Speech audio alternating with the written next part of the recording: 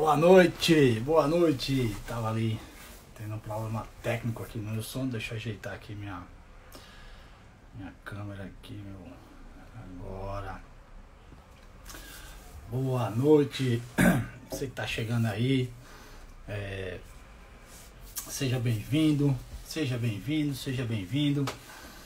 Você que vai estar participando dessa live, mais uma live sobre finanças para casais. Então, que você possa já começar aí. E eu só quero te pedir uma coisa. Tem uma coisinha aí chamada aí aviãozinho. Então que você aperte aí nesse aviãozinho. Se você acha que as pessoas vão precisar falar sobre finanças, chama mais pessoas. Fala. Então vamos lá. Deixa eu aqui, ó. Vou chamar algumas pessoas aqui para que elas também passem, enviar as mensagenzinhas aí, ó. Venha pro pessoal. Vamos lá, enviar algumas mensagens aí também. Como diz, eu podia estar roubando, eu podia estar matando, mas eu estou pedindo que você faça o aviãozinho. Então, vamos lá, começando mais uma noite, vamos dar mais 2 minutinhos aqui para as pessoas entrarem, para a gente começar, tá bom? Então, hoje vai ser muito bom. Hoje vamos falar sobre No Vermelho Nunca Mais, que é o símbolo desse projeto. Vou explicar mais ou menos o que é esse Vermelho Nunca Mais. É um projeto que dá daquilo que eu tenho essa visão, eu tenho esse conceito de que as pessoas progridam, né, e prosperem aqui nessa terra. Mas vamos começar já. 2 minutinhos, boa noite. Coloca aí o aviãozinho. Vamos lá, vamos curtindo aí, vamos chamando as pessoas aí, viu? Vamos começar aqui já nossa live, tá? Então, para quem não me conhece, eu me chamo Rogério Medeiros. Eu sou educador financeiro e ajudo a casais a quitarem suas dívidas. Mas não se preocupe se você não é casado ainda. Continue nessa live, assista, porque com certeza quando você for casar, você já vai estar um passo à frente. Você já vai estar com, vamos dizer assim, com suas com suas dívidas quitadas, ou melhor ainda, você vai estar em outro cenário, você vai estar sem dívidas e aí vai poder usufruir e desfrutar muito melhor. Imagina você lá fazendo o seu casamento, já com o seu apartamento todo quitado, seu carro quitado, sua festa quitada. Olha que legal. Então você também que é solteiro, fica aí, não sai daí, escuta, vê, anota principalmente tudo aquilo que vamos falar, tá bom? E bota o aviãozinho aí, para que a gente possa ajudar mais pessoas sobre finanças para casais. Aí é hoje, tá bom? Então, vamos começando aqui, já tá mais ou menos 2 minutinhos, 3 minutinhos que a gente já entrou, então a gente vai começar agora falando sobre No Vermelho Nunca Mais. O que significa No Vermelho Nunca Mais? Eu não sei se você já passou por alguma experiência dessa, eu já passei, de estar sempre endividado, né? Então o que é que acontece, né? A grande maioria da população, da população brasileira, ela não se preocupa com a aposentadoria, porque eu creio que a gente vive uma condição, né, nós da década dessa geração vivemos numa geração fast food, ou seja, tudo é para hoje, tudo é para agora, tudo você já deseja. Ou o que acontece, ou seja, todos os recursos financeiros que vocês, casais ou solteiros, começam a adquirir, eles são logo consumidos, são logo vistos, são logo achados que você já arruma um jeito de gastar o dinheiro, vamos dizer assim, logo de cara. Então é muito interessante você compreender isso, fecha a porta aí, bebê, tá? Fecha a porta aí, Beto. Beto entrou aqui como sempre, quem não conhece meu filho Beto, ele adora aparecer de vez em quando. Então vamos lá. Então o que é que as pessoas às vezes nessa geração elas consomem muita coisa, elas não conseguem o que se economizar dinheiro. Significa o quê? Que é uma das maiores preocupações das pessoas são o quê? É sobre a sua aposentadoria. Ou seja, as pessoas elas não se preocupam com a aposentadoria, mas elas se preocupam como elas vão viver a sua velhice. E num país que se tem 68 milhões de pessoas que estão endividadas, isso faz uma diferença muito grande. Então, se você está aí, né, você já entrou aí nessa live, coloca um aviãozinho que a gente vai falar de coisas muito interessantes. No final, eu vou te dar realmente vamos dizer assim, um bônus, sei lá, para que você converse com o seu esposo, sua esposa, de uma forma que não leve a brigas, que não leve a, mas que sim, que façam, que tenham um objetivo comum. Então é muito legal que você continue, fique até o final, que eu vou explicar como é que existe um método pra gente, para se fazer isso, e eu vou explicar hoje à noite, tá bom? Então assim, o que é que a gente vai falar hoje à noite sobre No Vermelho Nunca Mais? Então essa relação de No Vermelho Nunca Mais vamos falar sobre o que hoje? Como negociar suas dívidas, é muito interessante isso. Como aceitar as suas despesas reais. Aprender a levar porrada e errar. Essa é uma das questões muito cruciais hoje na nossa geração, que a gente não sabe lidar com dinheiro, não sabe levar porrada do dinheiro e não sabe errar. E quando a gente erra, não quer dizer que você perdeu algo, quer dizer que você aprendeu algo, é diferente. E a gente não pode trazermos a culpa para nós mesmos porque erramos em alguma questão financeira. Então é muito importante sabermos isso. E vamos falar também de uma coisa muito interessante, da qual eu gosto bastante, dívida boa e dívida ruim. Rapaz, então, muito bom você estar aqui. Espero que você aprenda, espero que você tenha em mãos uma caneta e um lápis, porque vamos falar de coisas que realmente vão mudar o seu conceito sobre finanças, e principalmente finanças para casais, tá? Então eu vou falar um pouco da minha história. Eu já passei por eu era um cara que só vivia endividado, então dívida fazia vamos dizer assim, fazia parte do meu cenário, e as dívidas elas se fizeram parte da minha vida desde quando novo, porque a primeira coisa que eu queria comprar era um carro, mas eu não tinha dinheiro para comprar um carro à vista. O que é que eu fazia? Comprava um carro à prestação. Então e eu vivi numa época que hoje já não se tem muito, mas eu vivia numa época que se usava muito cheque, e a gente tinha uma coisinha que fazia assim, eu arrumo dinheiro depois, né? Então, como eu conseguia, né, fazer dinheiro, né, conquistar dinheiro, eu tinha essa habilidade, né, de ou vender alguma coisa ou fazendo algum outro tipo de serviço. Então, porque eu trabalhava com informática, isso em 96, 97, e aí era fácil demais você vender peças de eletrônicos, peças de informática naquela época. Então e fora que o lucro também era muito grande. Então o que é que acontecia? Eu tinha alguns clientes e andava com muitos cheques e fazia, eu vou dar um jeito para pagar esse cheque. Mas só que um belo dia, o que é que acontece? Você não consegue dar esse jeito. E quando você não consegue dar esse jeito, acontece o caos. Por quê? Porque quando você começa a utilizar um cheque ou um cartão, isso começa a virar um ciclo repetitivo, e um ciclo que você, se não se controlar, realmente você vai pelo buraco. E eu também queria contar uma história, né? Uma história que está na Bíblia, sobre uma pessoa, de como se preservar e como você vai entender o que é não ter um planejamento, o que é não ter um recurso, o que é não se entender que você precisa ter uma reserva financeira para os tempos ruins. Então, eu não sei se você conhece a história de José. Eu também não vou me alongar muito nessa história. José, ele era o filho de Jacó, e esse filho de Jacó era o filho, vamos dizer que o filho que ele gostava mais. E aí ele foi vendido pelos seus irmãos como escravo, e aí ele foi para a casa de Potifar, ele prosperou na casa de Potifar, e aí ele teve envolvimento com a mulher dele, a mulher dele se insinuou para ele não quis, foi preso, foi parar lá na prisão do faraó, no Egito. Eu quero encurtar toda essa história para que você entenda o ponto final que eu quero chegar nela.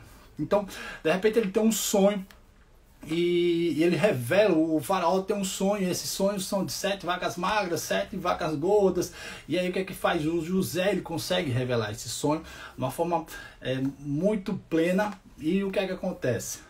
É aí que vem a chave do que eu quero falar, tá? Ele entende que precisa ter um tempo de quê? Um tempo de recursos, de obter recursos, para que quando obter esses recursos, quando viesse o tempo de seca, eles já estavam bem abastecidos. A Bíblia nos fala que ele reservou 1/5, né, sobre os impostos. E o que é que aconteceu? Ele reservava, isso aí já pega essa chave, isso aí é muito importante para você, já para que você consiga a não passar por dificuldade. Significa que economize, guarde, invista, multiplique 20% daquilo que você ganha. Então você não vai passar por dificuldades. Mas, como as pessoas às vezes elas não entendem sobre finanças, não entendem sobre Bíblia, e não entendem que tudo está na Bíblia, e o que é que acontece? Elas se perdem. Então, o que é que aconteceu naquela época? Começou a grande seca, e as pessoas começaram a comprar, né, com seus recursos o trigo do faraó. E o que é que acontece? A partir desse momento, quando eles estavam lá nessa transição de compra, eles chegaram ao ponto de estar tão endividados que eles começaram a ser escravos. O que é que eu quero trazer aqui? Eu não quero trazer a prosperidade de José. Eu quero que vocês entendam que quando se entra numa dívida, se torna escravo dela. Porque aquelas pessoas que não eram, vamos dizer, não eram não era o próprio José, eram as outras pessoas que elas não se planejaram financeiramente, significa que elas se tornaram escravas do faraó. E é muito interessante isso, que quando você começa a entrar em dívidas, você começa a se tornar escravo do dinheiro. Por quê? Porque o dinheiro ele deixa de ser uma ferramenta para que você possa crescer, e ela se torna um peso sobre a sua e a vida de qualquer pessoa que esteja endividada, tá? Essa é a historinha que eu queria que você entendesse hoje sobre dívida. Mas o que eu quero trazer também, uma cultura nossa, é uma cultura brasileira, e que a gente deve quebrar esse tipo de cultura, é que o brasileiro, ele faz dívida simplesmente para pagar outra dívida. É muito louco isso. Você começar a entender que nós, né? E aí eu falo por mim, o que é que acontecia? Se você não começar a mudar a sua mentalidade, o seu jeito de raciocinar, a sua cabeça como uma forma de você quebrar isso, o ciclo na sua vida, você vai entender que você não faz diferença se você vivia 2000 anos atrás, se era na época do Egito, se é na época de hoje. Significa que você vai continuar sendo escravo do dinheiro. Significa que você vai continuar obtendo dívidas sobre dívidas, mais dívidas, e não vai conseguir entender para que a função do dinheiro, qual é o propósito do dinheiro. Eu vou falar 3 coisas aqui, quais são os propósitos do dinheiro. O propósito do dinheiro primeiro é manter a sua família com dignidade. O que é isso, Rogério? É você manter a sua família com conforto ideal, conforto que eles querem, com o seu conforto. Segundo é para a realização dos seus sonhos, o dinheiro serve como ferramenta, tá? Como ferramenta para a realização dos seus sonhos. Às vezes as pessoas, cada um tem um sonho. Se você chegar para os meus filhos, eles têm um sonho de Lego, eles têm um sonho de sei lá, às vezes de comprar um Lego que custa muito caro. Eles têm uns sonhos. E o terceiro é doar. Se você tem bastante dinheiro, se você tem dinheiro, se você não utiliza esse dinheiro como doação, você na verdade você não tem nada, né? Então hoje, se você pegar dos noticiários internacionais e nacionais, você vai ver que o dono da Duty Free, ele simplesmente doou os seus 8 bilhões de dólares que ele tinha, e ele doou todo o dinheiro que ele ganhou. Então veja como essa questão do doar é um princípio que se tem sobre o dinheiro, ok? Então, e quando você tem realmente esse pensamento de dívida, o que é que eu pensava? E aí eu vou falar sobre mim, tá? Eu pensava o seguinte, eu preciso pagar essa dívida. Aí eu, poxa, pagava essa dívida, né? E aí eu fazia outra dívida. Eita, eu preciso pagar essa dívida. Então, minha vida, eu colocava na minha cabeça que eu estava programado, né? Vamos chamar de mindset. Programado por quê? Programado para pagar a dívida. Então, quando você é programado para pagar a dívida, você sempre vai fazer outra dívida. E não assim, eu quero eliminar minhas dívidas. Eliminar-me de como eu comecei a entender isso, eu não quero dever mais dinheiro a ninguém. Eu não quero dever mais dinheiro a ninguém. E aí o que foi que eu fiz? Eu comecei a estudar sobre isso, eu comecei a entender que eu precisava mudar meu jeito de pensar, eu precisava aprender minha forma, apesar de trabalhar com finanças, eu ainda conseguia fazer bastante dinheiro para os outros, mas para mim eu não conseguia fazer dinheiro. E eu cheguei a ter uma dívida de mais de 100 mil reais e tive que me desfazer dos meus bens para pagar essas dívidas. Eu tive que perder tudo aquilo que eu conquistei durante uma vida para pagar essas dívidas. Mas hoje eu começo a entender que tudo isso foi como um ensinamento para mim. Foi como um ensinamento para quê? Na verdade, eu não perdi, eu aprendi a como utilizar o meu recurso financeiro. Então, existem alguns problemas que a gente pode assim falar em relação à questão financeira, que é a seguinte, tá? Vou tomar uma água aqui, porque os problemas começam em relação às finanças é quando há uma disrupção econômica. E o que é uma disrupção econômica, Rogério? O que você quer dizer com isso? Eu quero dizer que quando o nível econômico de uma família ou ele desce ou ele sobe, o que é que acontece? Existe o que? Existe uma condição, uma nova condição em relação às suas economias, ao seu dinheiro, ao seu ciclo econômico. O que é que isso traz para as pessoas? Traz para a pessoa, você pode ver recentemente nesses últimos meses o que está acontecendo, o que aconteceu com essas pessoas em relação a essa, vamos dizer, falta de recursos financeiros para todos. Pessoas que tinham um patamar de vida, vamos dizer assim, social, elas de repente elas começam a passar um tipo de escassez, um tipo de um nível social mais baixo, ou seja, elas não conseguiam mais se manter por conta que perderam seus empregos, fecharam suas empresas. Por quê? Porque simplesmente elas não conseguiram fazer esse planejamento. Mas uma pergunta simples que você pode ter, você pode colocar para você aí hoje é a seguinte, tá? Quanto tempo eu tenho se meus recursos financeiros acabassem hoje? O que eu quero dizer com isso? Quero dizer quanto recurso você tem guardado se o seu dinheiro acabasse totalmente hoje. Então, quanto você vai ter? Quanto você teria? Quanto tempo você sobreviveria? Quanto tempo você conseguiria pagar suas contas essenciais, as não essenciais? Quanto tempo você ia conseguir sobreviver? Então, é muito interessante a gente começar a entender esse cenário de criação, esse cenário de transformação econômica, e da mesma forma que a gente fala sobre a pessoa, ela ter vamos dizer assim, ela ter um problema econômico, da mesma forma tem pessoas que durante esses meses foram os meses que elas conseguiram mais dinheiro, conseguiram mais recursos, pagaram suas dívidas, compraram coisas, que realizaram seus sonhos e ainda fizeram mais, ou seja, elas saíram no patamar que elas estavam num patamar aqui e subiu o próximo patamar. Então o que é que eu quero ensinar e o que é que eu quero dizer para você com isso? Eu quero dizer que o dinheiro não se cria, o dinheiro simplesmente ele é transferido de mão. Ou seja, ele muda de dono, ele muda de mão. Não existe uma árvore, né? E aí eu falo literalmente uma árvore do dinheiro.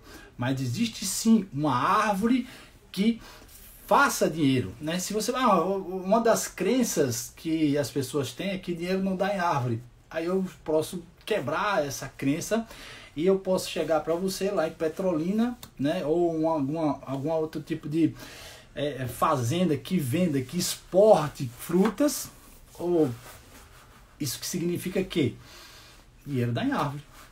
Talvez a nota em dinheiro ela não saia da árvore, mas dinheiro vai em árvore. Tudo aquilo que se vende é produzido, então ela deu em árvore. Então o que é que eu quero dizer com isso? Tá? Eu quero dizer que a situação da qual a pessoa ela se encontra é comportamental. O dinheiro às vezes ele é 100% emocional, é 100% comportamento. Aquilo que você faz do seu dinheiro é um comportamento que você tem, e dentro desse comportamento é como você vai utilizá-lo. Mas não se preocupa, porque hoje a gente está fazendo essa introdução, falando sobre o que são e como se formam as dívidas, e a gente vai também ter como você soluciona isso, o que eu acho que é o mais importante, é o que você deve escutar hoje aqui. Agora, eu poderia estar roubando, eu poderia estar pedindo, eu poderia estar... Como é que o menino do ônibus, né, faz? Eu poderia estar roubando, eu poderia estar matando, mas eu estou aqui pedindo, eu estou trabalhando. Então coloca um aviãozinho aí, faz um aviãozinho, tá? Eu também quero falar, também esse conteúdo que a gente está falando aqui, ele vai estar disponível no nosso canal do YouTube, é Rogério Medeiros, tá? Então ele vai estar lá disponível, vai estar também disponível lá no Instagram, tá? Então vai chamando aí as pessoas para que a gente vai conversar, tá? Então vocês entenderam mais ou menos que como essa questão da dívida, na verdade você se torna escravo de uma dívida, na verdade você se torna uma pessoa que só pensa em dinheiro para pagar contas, ou seja, uma das coisas mais interessantes numa pesquisa que a gente fez é que as pessoas, elas vivem somente para pagar contas. Então isso é um dos índices que a gente também vai falar uma live só exclusivamente sobre isso, tá? Mas nessa série, então que você fique atento, né? Que você comece a pegar todas essas sequências, que vai ser muito legal. Então tá. Então, Rogério, tá, vamos então vamos falar. Rogério, eu quero saber o que é que eu faço para começar a sair desse estado de escravidão, de dívida, e sair desse eu quero mudar um ciclo na minha vida. Eu quero fazer o seguinte, que não exista mais o vermelho, e eu quero fazer isso, o vermelho nunca mais na minha vida. Então, a primeira coisa que você precisa ter é não querer mais isso para você. Essa é a primeira condição, essa para mim a condição essencial, é você não querer viver mais dessa forma, não querer mais vivendo só com seu mindset, pensando, eu tenho que pagar a dívida, eu tenho que pagar a dívida, eu tenho que pagar essa dívida, eu tenho que fazer essa dívida, porque se você pensa desse jeito, você com certeza vai fazer outra. Então tá, então vamos lá, tá? Ok, como negociar uma dívida? Essa parte é muito interessante, tá? Então, como já entendemos aqui hoje que como se cria, por que vem às vezes as dívidas sobre nossas vidas, então vamos entender como se livrar delas e como não adquirirmos elas novamente. A primeira condição sobre uma dívida é negocie ela. Negocie essa dívida, não deixe que isso passe mais tempo sobre você, não seja mais escravo dessa dívida. Existe uma coisa que a gente chama o rio quando ele flui, o rio quando ele anda de uma forma completa, ou seja, se você prende esse rio, se você coloca esse rio, se você represa esse rio, significa o quê? Que esse rio está barrado, esse rio não consegue andar. E isso significa também assim, quebra essa barreira até das dívidas, paga todo mundo que você está devendo e a gente vai arrumar uma forma aqui para pagar, ok? Então estabeleça primeiramente, se você está devendo algum dinheiro, se você está devendo a banca, cartão, seja lá quem for, estabeleça um limite que você pode pagar. Estabeleça um limite que você pode pagar. O que eu quero dizer com isso? Se você ganha, sei lá, R$1.000, você tem uma despesa que sei lá, de 800, 700, então eu só posso pagar R$30 por mês. Se compromete com esses R$30, paga esses R$30 por mês. Ok? Segundo ponto, para que sobre negociação de dívida, é o que? Priorize as dívidas mais altas. Às vezes o valor mais alto de uma dívida não quer dizer que ela seja uma dívida mais alta. O que eu quero dizer com priorizar as dívidas é: vejam aquelas dívidas que têm o maior juros, ou seja, aquela que tem um juros mais elevado, aquela que tem um juros, às vezes, por exemplo, juros de cartão de crédito é o maior juros que você pode encontrar hoje no mercado. Mas também você veja que dívidas são essas, e às vezes você vai ter algumas consequências em relação a essas dívidas que você se comprometeu, para poder fazer com que você sane elas. Ou seja, o que eu quero dizer agora, que você pegue as dívidas que têm maior juros e comece a aniquilá-las. Ou você pode pegar também aquela que tem maior dívida, o que é isso? Maior valor. Mas assim, se você começar a pensar na balança, as que têm maior juros, a longo prazo, elas são mais prejudiciais. Então, outro ponto importante que você tem que fazer em relação para negociação de dívidas: nunca espere um credor ligar para você. Sempre ligue para o seu credor antes. Significa que você está com um ato de boa vontade para pagar essa dívida, significa que você quer resolver esse problema, significa que também esteja disposto a negociações. E eu digo a você, eles sempre fazem negociação. Eles sempre fazem negociação. Eu tive uma das últimas minhas dívidas, eu estava com uma dívida no banco, no Itaú. Eita, não, acho que eu não posso falar. Mas foi um problema meu, foi uma consequência minha que eu fiz errado. E era uma dívida de R$18.000. E aí eu consegui quitar ela por... Era uma dívida de R$25.000 e eu consegui quitar ela por 12. Então, assim, eles estão sempre realmente dispostos a negociar. E aí, desde que você também comece a ter o seu compromisso, tá bom? Então, e aí, outro ponto que a gente mais ou menos pincelou aqui sobre dívidas, tá? E aí, outro ponto que você tem que entrar para que você saia do vermelho, no vermelho nunca mais, significa que você tem que aceitar as suas despesas reais. A gente, como eu falei, a gente vive num tempo de fast food, num tempo que você quer mostrar aquilo que você não tem e você quer ser aquilo que você não é. E aí você entra numa condição, num comportamento da qual você compra coisas para preencher um vazio que você que preenche ele com um material e você não consegue preencher. E aí vai lá no outro dia e começa a fazer novas compras, novos conteúdos, novas situações das quais você amanhã ou depois vai se arrepender. Então, saber quais são a sua a situação financeira real significa que é a parte essa que você vai ter o trabalho, essa é a parte chata que você vai ter que fazer. Ah, Rogério, existem partes chatas? Sim, eu posso te dizer que existem partes chatas, e para que você saia, para que você não entre mais no vermelho, que você no vermelho você adota isso aí para você, tá? Vou até pedir para você escrever aí o hashtag no vermelho nunca mais, para que você saia dessa condição.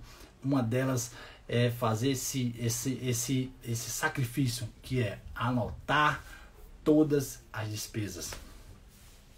Às vezes as pessoas dizem, anotar não dá muito certo, sei o que dá. Dá por um período. Primeiro período, um período inicial, você tem que realmente fazer isso para que você comece a entender a sua real situação financeira. Por quê? Porque você tem que saber aonde você está gastando, e principalmente que, como isso aqui a gente está falando para casais, então você tem que sentar com seu esposo, com sua esposa e chegarem a sim, um denominador e fazer um raio-x daquilo de quanto vocês gastam.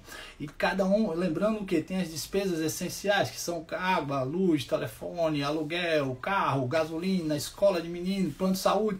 Tem as não essenciais. Então, essas despesas não essenciais, que são aquelas que é uma academia, uma televisão, todas elas têm que estar listadas, e todas elas têm que ter os seus valores pré-definidos, para que vocês saibam exatamente como é que está a sua situação financeira. tá? E existe também esse conceito de que esse conceito que é muito massa da sua situação financeira, é que ele é um conceito a longo prazo que você tem que agir hoje. Vê que coisa, às vezes é meio complexo isso que eu estou dizendo. É uma situação a longo prazo, mas a ação tem que ser feita hoje. O que eu quero dizer com isso? Que você só vai ver o resultado daqui a um tempo, mas você precisa agir hoje para que isso não aconteça, ok? Então, e isso realmente tem que ser tudo anotado e tem que ser tudo planejado, tá? E outra coisa, para que você... desculpa pessoal, também esqueci de falar uma coisa aqui muito interessante sobre negociação de dívida. É o seguinte: pesquise antes de entrar em contato com o seu credor, pesquise em outros bancos, porque existe uma compra de dívidas, ou seja, os bancos compram as dívidas de outros bancos, e às vezes a taxa de juros do seu banco atual ou do seu outro banco às vezes vai estar menor. Então assim, você pode até dizer assim, fazer essa negociação: olha, o banco tal quer comprar a minha dívida e tá me dando juros, abaixou meus juros, e aí, você tem alguma proposta para mim? Se ele disser não tem, então você já pode fazer uma transferência, né? Acho que é portabilidade de dívida para o banco. Então, ou seja, essa também é uma condição muito interessante. Então, e o que é que eu quero dizer com isso, né?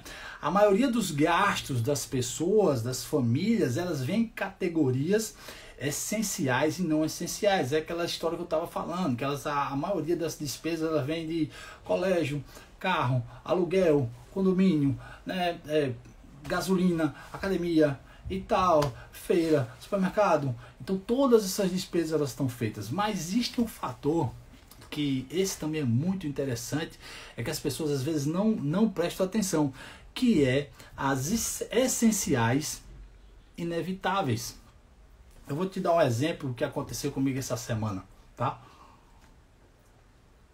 Então, essas essenciais inevitáveis são aquelas que você não está preparado, e essas, sim, essas quando elas vêm, elas dão uma pancada em você que pode até sair do eixo.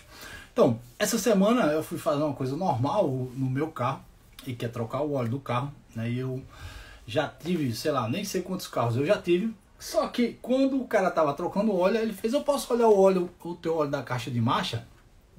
Pode olhar, olha aí pra ver se tá, como é que tá. E quando ele chegou lá, que olhou, que ele abriu lá, ele disse: rapaz, o óleo do teu carro, né, já tá bem, bem já gasto. Eu disse: quanto é esse óleo? Rapaz, eu sei que na brincadeira foi R$400 a brincadeira. De uma troca de óleo simples passou para uma coisa que dobrou o preço dela. Eu acho que uma troca de óleo é R$200, então assim, só esse 2 litros de óleo de caixa de marcha é mais R$200. Então o que é que eu quero dizer com isso? Uma despesa essencial inevitável era essa. Por quê? Porque eu fui preparado só para trocar, né? Na verdade, meu consciente, eu só fui preparado para trocar o óleo do carro. Mas chegou lá, tive que trocar o quê? O óleo da caixa de marcha. E realmente o óleo já estava desgastado, né? Assim, eu não entendo muito bem de mecânica, mas eu sei que pela viscosidade do óleo, o óleo já estava bastante vencido, ok? Então, essas despesas inevitáveis é ela que transtornam a nossa vida financeira e ela que podem nos trazer para as dívidas, ok? Então, se preparar para o inesperado é inevitável. Você sempre vai acontecer algo inesperado com você. Então, para isso que se cria uma reserva financeira. Lembra que eu falei da história de José lá no comecinho? Quando ele pegava, ele separava 20% dos seus ganhos. É exatamente para isso, pessoal. Você separar 20% dos seus ganhos é fazer como José, ser providente, ser eficiente nas questões financeiras, para que você consiga realmente se manter e não cair na escravidão das dívidas, tá bom? Então, e eu vou explicar também uma coisa muito rapidinha sobre o que são dívidas boas e dívidas ruins. Nossa, Rogério, então quer dizer que existe dívida boa? Você só está falando aí que dívida é comportamento, dívida traz dívidas inevitáveis e que realmente essa história de dívida boa, isso como é que é isso? Como é que isso existe? E se existe isso aí? Então tá, deixa eu te falar, eu vou te explicar um pouco sobre dívida boa e dívida ruim. O que é uma dívida ruim? Uma dívida ruim é aquela que eu adquiro quando eu vou e eu compro algo que eu não preciso, que eu não utilizo, que não me faz renda, que não vai fazer diferença. O que é que eu quero dizer? Eu chego no shopping, eu compro um iPhone 11 Pro por R$7.000, só que eu não tenho esse dinheiro para pagar. Eu comprei por quê? Porque eu acho que o telefone é bonito, eu acho que o telefone é maravilhoso e eu preciso, eu necessito, eu tenho que ter, e aí eu vou lá e compro esse telefone. Só que aí eu divido ele em 12 vezes, 24, 25 vezes. Aí a pergunta é, essa dívida, qual o benefício que essa dívida está me trazendo? Qual o benefício, qual o retorno financeiro que eu vou ter nessa dívida? Ou seja, uma dívida ruim é aquela que não me traz retorno, é aquela que não me traz benefício, é aquela que não me acrescenta nada, ela só retira. Mas eu vou te dar também um exemplo do mesmo iPhone, que você chegou na loja lá e comprou esse iPhone. Então você comprou esse iPhone por R$7.000 e começou a mudar o seu ciclo de vida, mudar aquilo que você faz e começou a trabalhar com marketing digital. Nossa, então você vai ter um telefone que você vai conseguir fazer todos os seus trabalhos, trabalhar com mídia social, e aí você tira fotos, você é um telefone que tem uma capacidade imensa de armazenamento. E aí o que você faz? Você, com o seu trabalho, você consegue pagar esse telefone. E aí isso é uma dívida boa. Então, um apartamento que você compra, você compra um apartamento, você não tem o dinheiro todo para pagar esse apartamento. E o que é que acontece? Você tem uma prestação de R$1.300. Só que você aluga esse apartamento também pelos R$1.300. Só que você não gasta nada. Ou seja, e se você conseguir ainda alugar esse apartamento por um preço maior, ou seja, você vai ter recurso, vai ter benefício, tá? Então o que acontece? Você consegue gerar essa dívida boa fazendo com que você não tire o dinheiro do seu orçamento.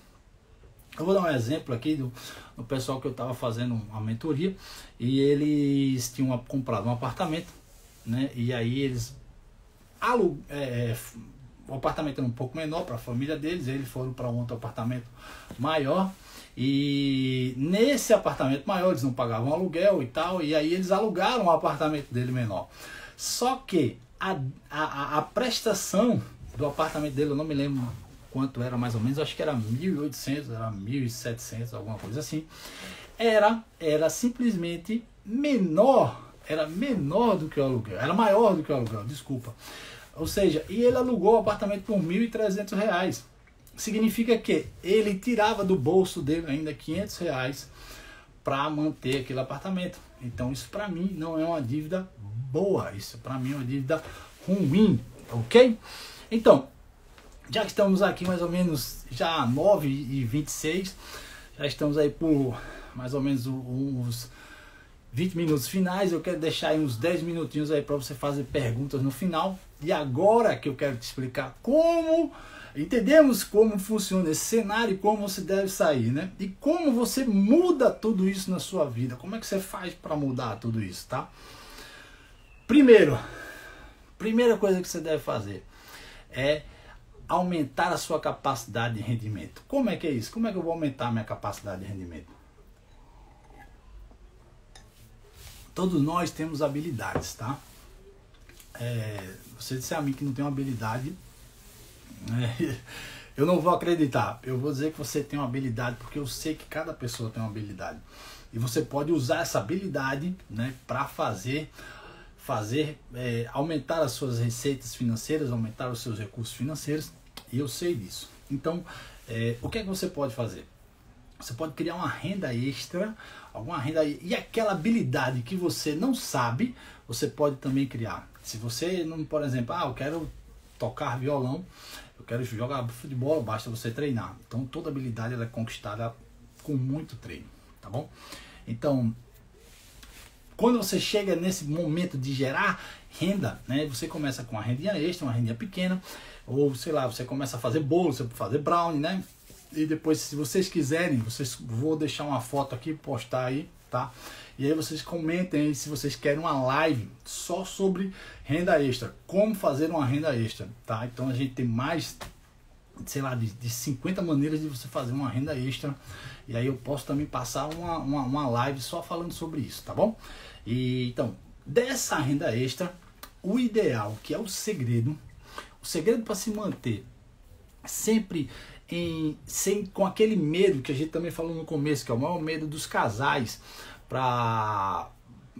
em relação a finanças, é o seu futuro, ou seja, sua aposentadoria. Esse é um dos maiores medos que os casais têm. Como vai ser o seu futuro? Não é o medo de se aposentar, mas é como ele vai ser o seu futuro. Significa que você precisa sim ter uma renda chamada passiva. É uma renda que você tem, que você não precisa fazer esforço e obter essa renda. Uma renda passiva significa que você, vou dar um exemplo novamente do apartamento. Você comprou um apartamento, chegou ao ponto de quitar esse apartamento e ainda continua com ele alugado. Significa que essa renda que entra para você de aluguel, ela é livre. Ou seja, você não precisa pagar mais nada. Então é uma renda passiva.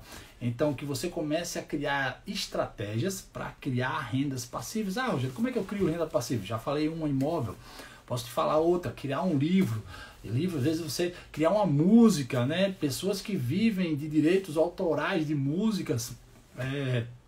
Rogério, você está sendo muito, vamos dizer, fantasioso com música, livro, eu não sei fazer nada disso. Então sim, mas se você com certeza sabe fazer, sabe o quê? Se educar financeiramente, comprar um imóvel e ter uma renda passiva. Isso sim, fundos de investimento de imobiliários também é um tipo de renda passiva, ações é uma renda passiva, então você pode ter vários tipos de renda passiva, daquelas que te dão dividendo. Então para você obter renda passiva é só estudar, ok? Primeiro, depois, para você mudar esse cenário, aceite a responsabilidade do seu comportamento. Muita gente não aceita. Enquanto eu não aceitava que eu errava financeiramente, tá? Eu não aceitava. Eu sempre achava que eu poderia mudar esse cenário, como eu falei. Vou dar um jeito. Essa história de vou dar um jeito, o cara termina dando jeito para nada. Então ele não consegue sair do canto. Por quê? Porque sempre vai estar fazendo uma outra dívida. Então o que é que eu quero dizer com isso? Tá? Aceite a responsabilidade do seu comportamento. Se você errou, errei, aprendi e não vou errar novamente. Então, procure, que aí já é o próximo ponto, procure a entender, a compreender qual foi o seu erro. Sem culpa, tá? Isso vale muito, por quê? Porque quando eu errei financeiramente, eu me senti muito culpado, por quê? Porque perder tudo, você chegar a um determinado ponto da sua vida, né? Você já com filho, já com casa, e você realmente perder tudo isso, você se sente muito culpado em relação ao que vai pensar do seu futuro, ao que você vai ver daqui para frente. Então assim, é sem culpa, não se sinta culpado, porque errar, todo mundo erra. O que é que você tem que fazer? É aprender com erros e seguir em frente, tá? Fazer uma confissão, isso é muito interessante, tá? Quando você, e aí que entra a cumplicidade do casal, é aí que entra a unidade do casal, tá? E nessa participação, o que é que acontece? Quando você se compromete, né? Às vezes você, quando se compromete com você mesmo, você não cumpre. Agora, quando você se compromete com sua esposa, com seus filhos, aí a história muda. Porque você começa, poxa, eu tenho um compromisso com essa família, eu tenho um compromisso com essas pessoas, então eu tenho que mudar, eu tenho que fazer outras coisas, tá?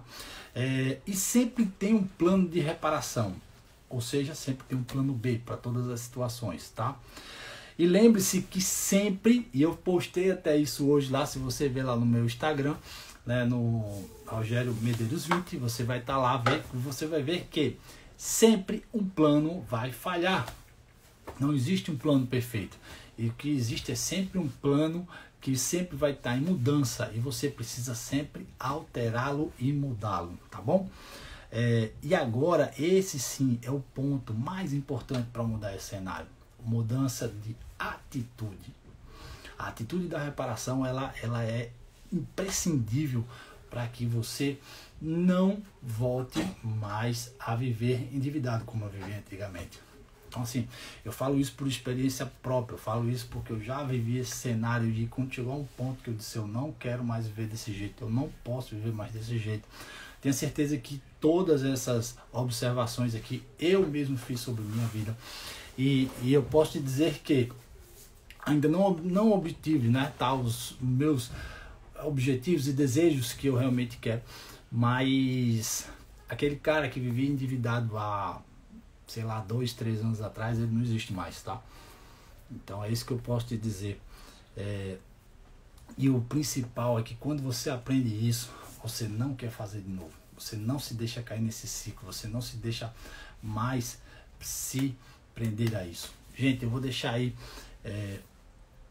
umas questões, né, que vocês falem, perguntas, o que vocês querem perguntar aqui. Vou abrir aqui para perguntas.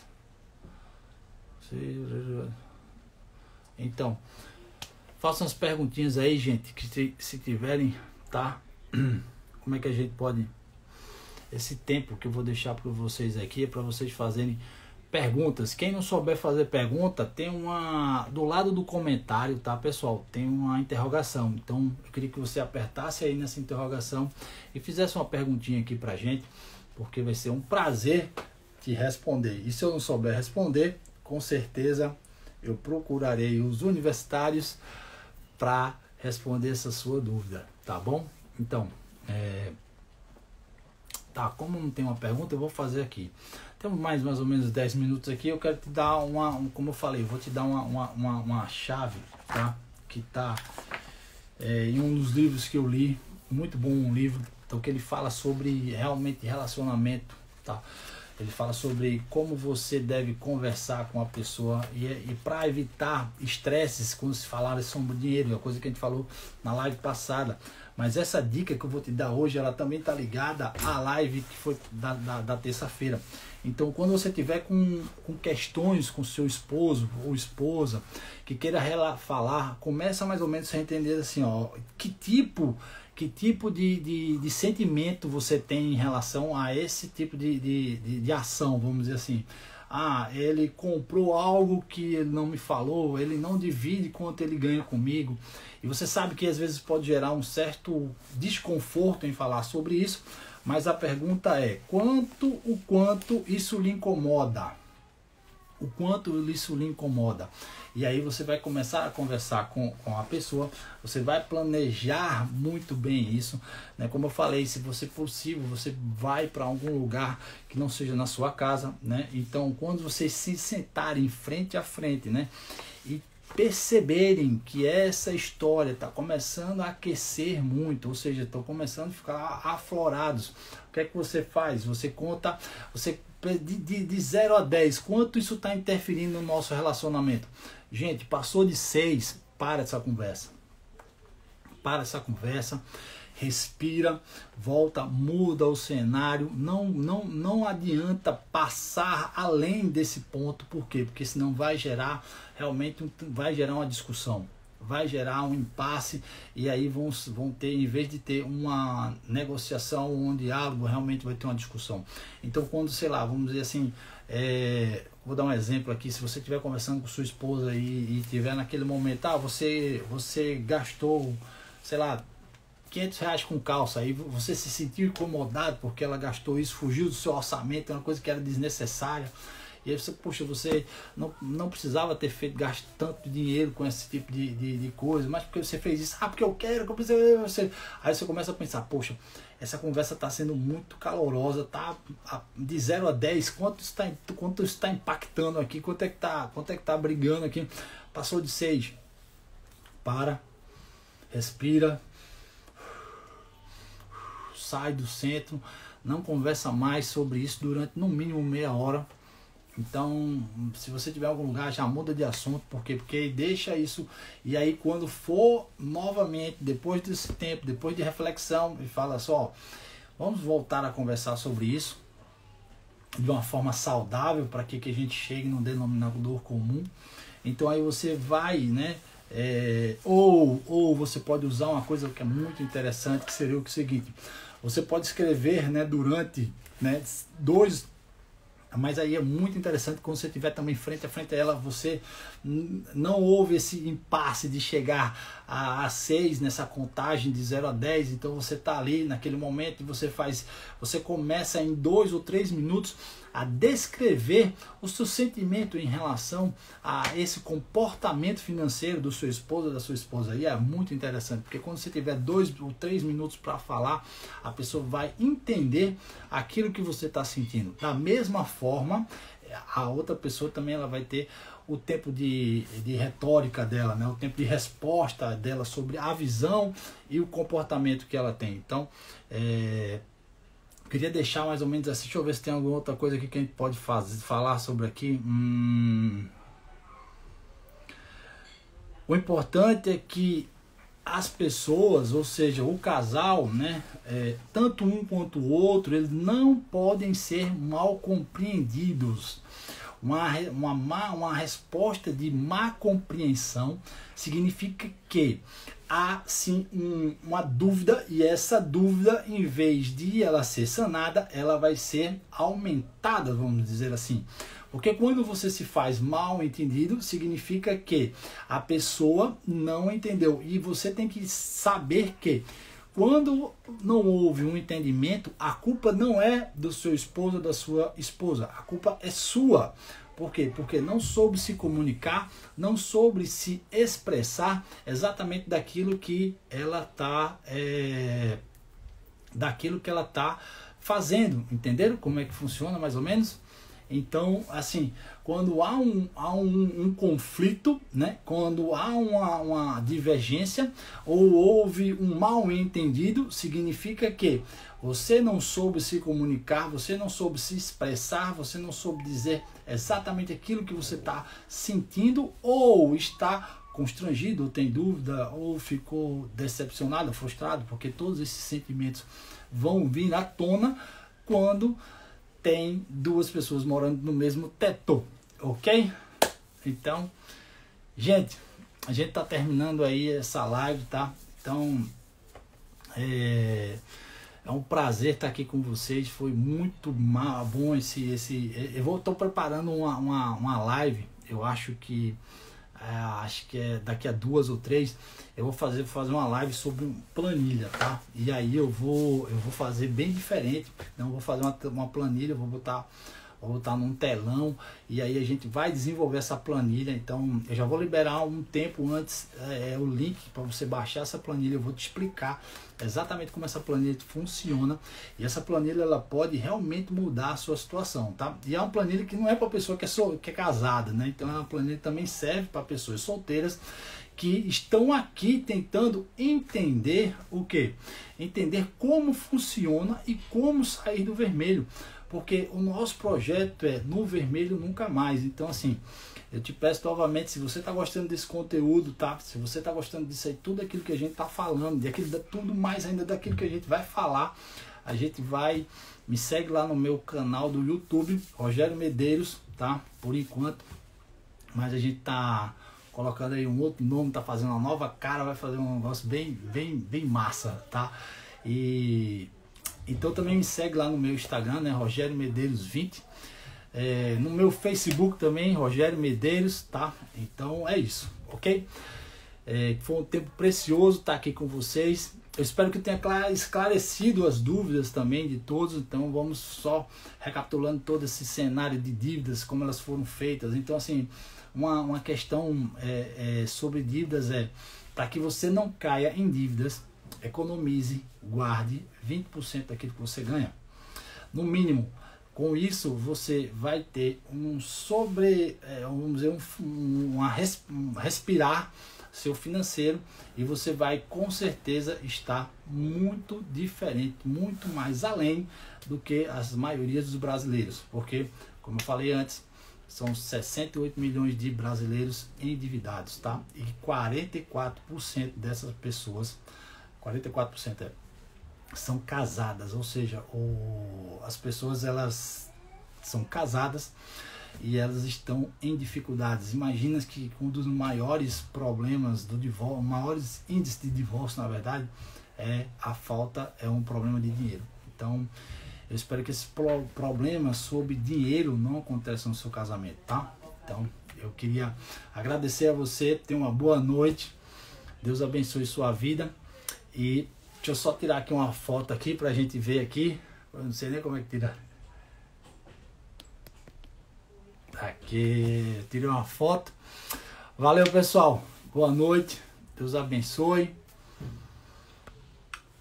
até logo, tchau.